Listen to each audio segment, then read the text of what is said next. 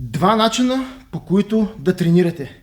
Единият полезен, другия в голяма степен вреден. Аз съм Живко от Самурай Доджо Варна, Карате Кьокушин, и това видео има за цел да ви покаже два начина, по които хора да тренират на боксов чувал, и след това трениращите отиват на турнир и играят по единият начин, който е вреден, т.е. не ефективен, и другият начин, който е ефективен. И много често това определя и кой ще спечели. Защото влизаш в зала за бойни изкуства и дава да се прави боксов чувал. И трениращите, това много често в Карате Кьокушин го виждам и по състезания го виждам, но всъщност го виждам и на кикбокс срещи, излизат и казват: заставаме в бойна стойка, и от тук казват джиме и започваме. Примерно, дали е чувал или противник, и започват да се хвърлят удари. Ударят се, хвърляш, правиш така, от тук ръкомахаш, Вижте, няма една точка, която да е една и съща. Обаче ударите хвърчат и по същия начин ритниците е така, хвърчат ритници. От тук кривиш, пак скачаш, пак. Четалното тяло се криви. Е така, и си много добър, защото хвърляш, въртиш се, енергия кипи. Обаче какво получаваш по този начин? Умаряш се. И то се умаряш бързо. Една среща е 3 минути, ти така можеш да издържиш на това темпо 1 минута. И след това започваш. И така ръкомахаш, пак хвърляш ударите и търсиш вариант, като посегнеш, докато прибираш, така бавно става всичко, приклякаш и се мъчиш да събереш енергия. Какъв е другият метод за тренировка и съответно за игра на спаринг или на състезание? Заставате срещу боксовия чувал или противника. Ръцете са горе. Казват джиме. И започвате. От тук. Трябва да знаеш какво правиш. Ако играем Карате Кьокушин, ръцете са долу.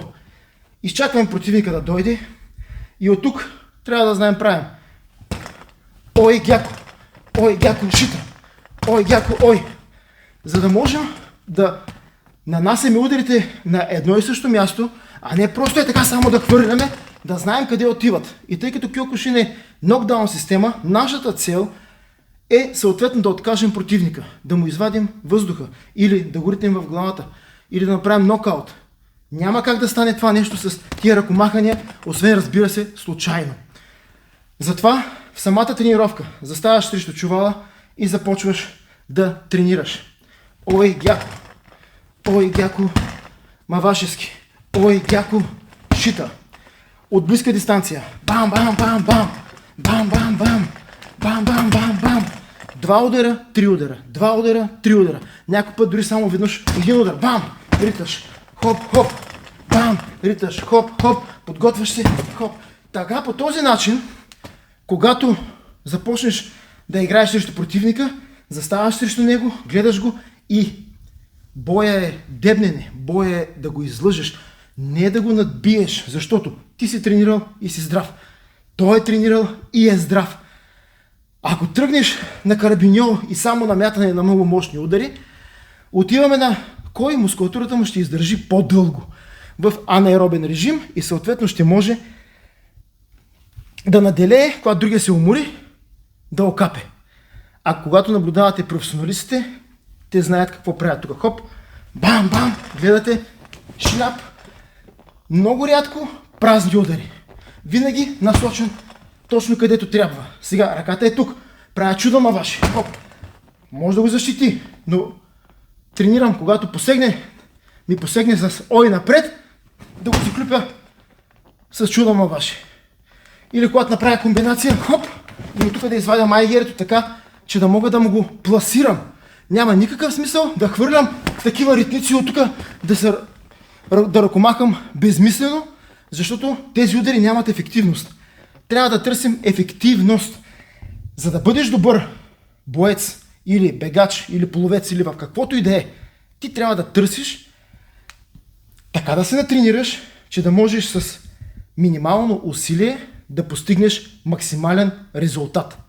И има много често, когато играя спаринг, примерно с някакви хора, и те така много се хвърлят, В началото даже съм по-прибран, по-спокоен, няма толкова атаки, няма толкова удари. И противника си мисли, побеждавам го. До момента, в който не му свърши въздуха. До момента, в който почне да диша. И от тук само хоп! Това е напълно достатъчно. Изкарва му въздуха. Защото оцелваш точният момент. И гледайте срещи на шампиони, на хора, които ходят на големи турнири. Гледайте ги как играят. Правете анализ. По мое време имаше едно световно първенство от 1987 година, което го имахме на касетка и сме гледали десетки, да не кажа хиляди, стотици хиляди пъти срещите, за да можеш да видиш какво прави състезателя, как пласира удара и след това отиваме в залата и започваш. Хоп, хоп, там.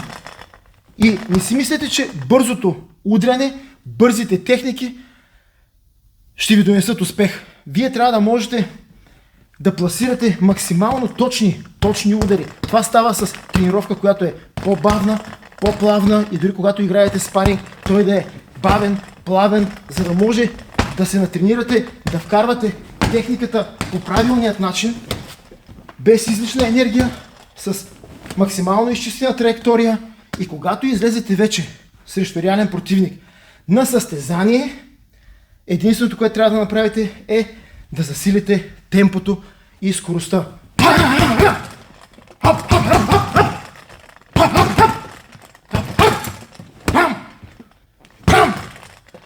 А всичко останало го тренираме умерено. Като наближи състезанието, вдигаме темпото, разбира се, за да можем да издържаме.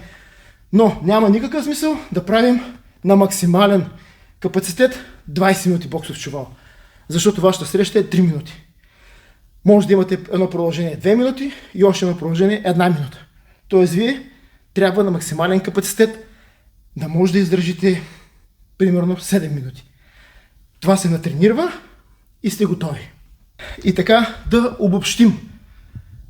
Едната тренировка просто хвърляте техника, така, ръкомахате, правите и даже има такива подскачате така. И като подскача вече, кой знае какво. И другият метод, заставате на боксово чувал, хоп. Същото и ако играете горе, хоп.